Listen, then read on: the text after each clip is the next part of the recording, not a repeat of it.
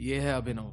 As 24 साल, qualification BCom pass out, income 18,000, expenses 25,000 और date 1,54,580 and status depressed. अभी शायद आप भी सेम इसी सिचुएशन में हो या ये सिचुएशन में आने वाले हो, तो मेरी आपसे सिर्फ एक रिक्वेस्ट है, ये वीडियो को पूरा एंड तक देखो, क्योंकि ये वीडियो फाइनेंसेस को लेके आपका पूरा पर्सपेक्टिव चेंज करने वाला है। और टेंशन लेने की कोई बात नहीं है, क्योंकि मैं आपको इन्वेस्टिंग, सेविंग और वॉरेन बफेट की रिपीटेड बातें नहीं बताऊंगा, बल्कि आज मैं आपको जो सिखाऊंगा वो एकदम ही प्रैक्टिकल एडवाइजेस होगी जो आपकी लाइफ की सिचुएशन के हिसाब से सूटेबल होगी। वेल, अगर आप किसी भी इंसान का करंट देख रहे हो ना, तो उसमें उसके पास्ट का सबसे बड़ा हाथ है। तो आइए जानते हैं अभिनव के ओरिजिन स्टोरी कि वो ये सिचुएशन में आया कैसे और क्या वो ऐसी मिस्टेक्स थी जिससे अभिनव डेट में और बड़े डेट में फंसता गया। अपने कॉलेज तक अभिनव अपने डैड के पैसे पे सरवाइव करता था, बट जैसे ही उसका कॉलेज खत्म हुआ, साल दर साल उसके पापा ने उसकी पॉकेट मनी कम करना शुरू कर दी और फाइनल ईयर आते आते उसके पापा ने उसे पैसे देना भी बंद कर दिया।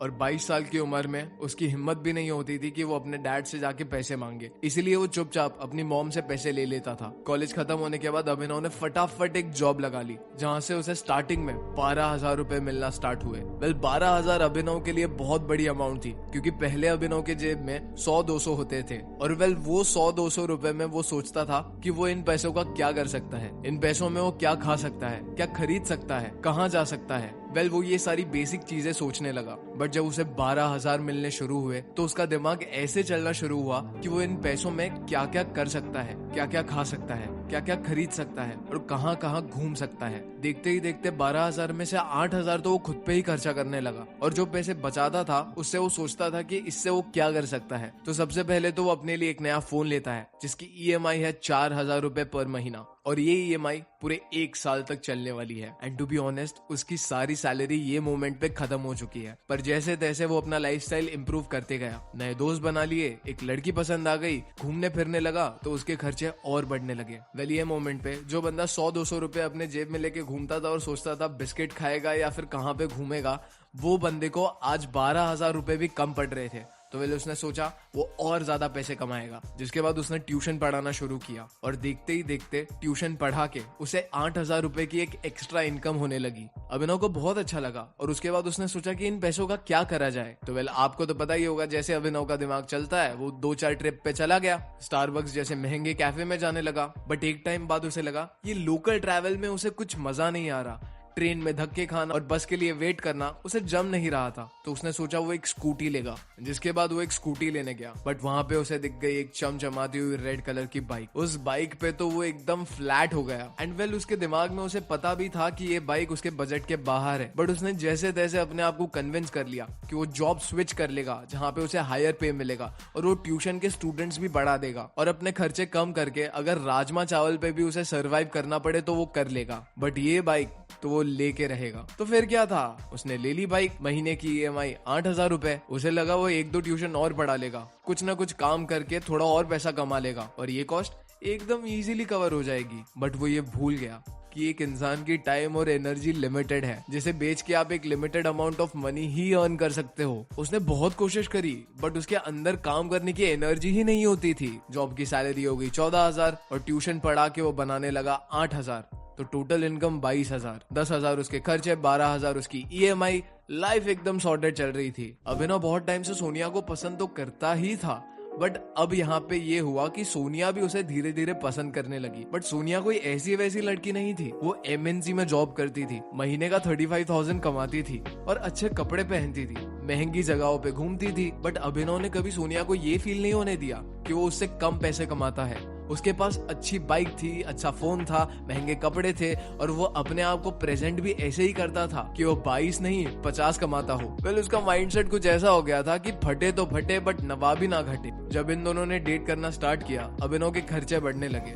वो अपने दोस्तों से इसे मिलवाने लगी, अपने से हाई क्लास लोगों के साथ ये पार्टी करने लगा, घूमने लगा, और इसके खर्चे और बढ़ने लगे। अपनी नई गर्लफ्रेंड को स्पेशल फील करवाने के लिए उसे महंगे गिफ्ट्स देने लगा, शॉपिंग करने लगा, उसके खर्चे और बढ़ने लगे, पर उसकी इनकम वो तो नहीं बढ़ी। तो वेल, यहाँ पे सवाल ये आता है कि वो ये सारे खर्चे कैसे कर रहा था। Well, the answer is simple, credit card से, जिसका अमाउंट बढ़ते जा रहा था और ड्यू डेट निकलती जा रही थी, और इंटरेस्ट लग लग के एक दिन कार्ड मैक्स आउट हो गया। And well card max out होना is the worst blunder that any guy could do. और वेल आगे की एम्बैरेसिंग स्टोरी तो सुनो। अभिनव सोनिया के साथ एक बार ज़ारा में शॉपिंग कर रहा था और जब बिल पे करने की बारी आई तो कार्ड डिक्लाइन हो गया। अभिनव ने उसी वक्त अपने दोस्त को फोन करा 10,000 उधार के लिए और पे कर दिया।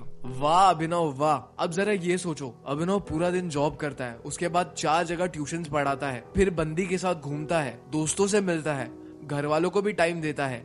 इतना सब करने के बावजूद भी उसे रात को चैन की नींद नहीं आती।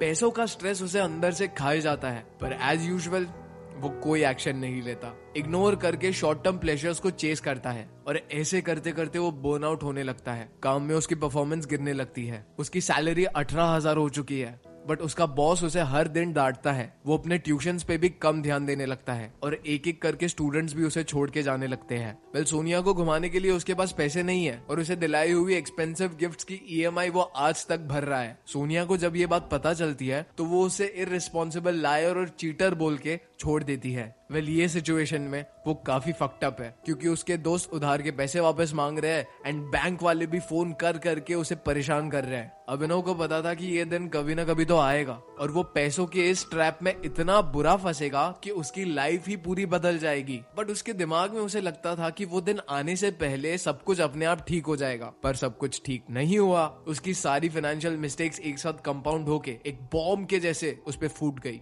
और बात यहाँ तक आ गई कि उसे सुसाइडल थॉट्स आने लगे। बट हमारे हीरो के भी हीरो, अभिनव के सेवियर निकले उसके पापा। उन्होंने अपने बेटे की हालत देखी, पहले तो उसे बहुत डांटा, फिर समझाया और फिर उसे 1,60,000 रुपए ला के दिए और कहा ये पैसे रखो और अपने सारे डेट्स को क्लियर करो। और ये बात हमेशा याद रखना, पैसा एक डबल एज स्वॉर्ड है। ये इंसान की सारी प्रॉब्लम्स को मार के उसे एक बेटर लाइफ भी दे सकती है और इंसान की लाइफ को रूइन भी कर सकती है। एंड मैं चाहूंगा कि पैसे को तुम अपनी स्ट्रेंथ बनाओ और वीकनेस नहीं। जिसके बाद अभिनव के पापा उसे फाइनेंसेस मैनेज करने के लिए कुछ रूल्स बताते हैं। फर्स्ट, उतने ही पैर फैलाओ जितनी चादर है, यानी लिव बिलो योर मीन्स। अभिनव का स्टार्ट बहुत अच्छा था और एक 12,000 कमाने वाले लड़के में और 12 लाख कमाने वाले लड़के में उतना ज्यादा फर्क नहीं है अगर दोनों के खर्चे उनकी इनकम से ज्यादा है। अगर आप बस इतना कर लोगे तो आपको कभी किसी से उधार लेने की जरूरत नहीं पड़ेगी। वेल अगर आपको पता है कि कोई चीज आपके बजट के बाहर है तो उस पर कंट्रोल करने के अलावा अपने आप को कोई दूसरा ऑप्शन मत दो। Second,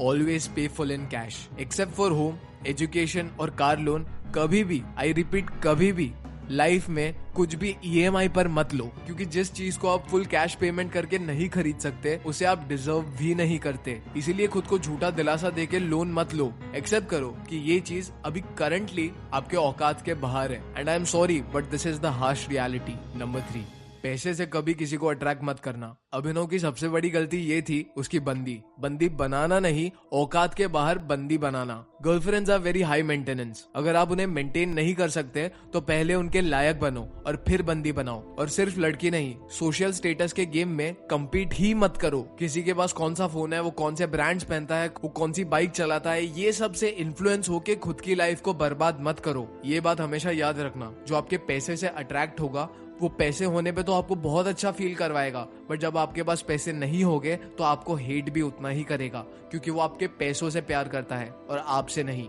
fourth, track your finances. अपने अकाउंट को रेगुलरली ट्रैक करते रहो ताकि आपको पता चलता रहे कि आप कितने पानी में हो। एक बजट सेट करो और 50-30-20 रूल को अप्लाई करो और उस हिसाब से स्पेंडिंग करो। वेल आई नो आपने माइंडसेट तो बना लिया है, बट हर दिन फाइनेंसेस ट्रैक करना थोड़ा सा बोरिंग हो सकता है। तो what I would suggest is आप हफ्ते में सिर्फ एक दिन अपने आप को आधा से 1 घंटा दो, जहां पे आप कुछ नहीं कर रहे हो और अपनी बैंक स्टेटमेंट को स्टडी कर रहे हो, आपके खर्चे देख रहे हो कि ये वीक में आपने कहां कहां पे स्पेंड किया और कहां कहां पे आपको स्पेंड नहीं करना चाहिए था। इसका सिर्फ एक ब्रीफ एनालिसिस अपने माइंड में देखो कि कहां पे आप कॉस्ट कट कर सकते हो और कहां पे आपके फालतू खर्चे हो रहे हैं। And the last point, keep 3 bank accounts. I know it might sound a little bit weird, but just trust me on this. सबसे पहले अपने 3 बैंक अकाउंट खुलवाओ। एक होगा आपका मेन अकाउंट, जहां से आप अपने सारे काम करते हो, आपकी सैलरी आती है और आप अपने एक्सपेंसेस मैनेज करते हो, शॉपिंग करते हो एटसेट्रा। दूसरा अकाउंट होगा आपका इमरजेंसी फंड। और इस बैंक अकाउंट को ऐसे रखो जहां ये बैंक अकाउंट आपके मोबाइल ऐप से कनेक्टेड ना हो, आपके पास इसका कोई डेबिट कार्ड ना हो। ऐसे करने का पर्पस यही है, आप बैंक अकाउंट में पैसे इजीली डाल तो सको बट इजीली उसे रिट्रीव ना कर सको,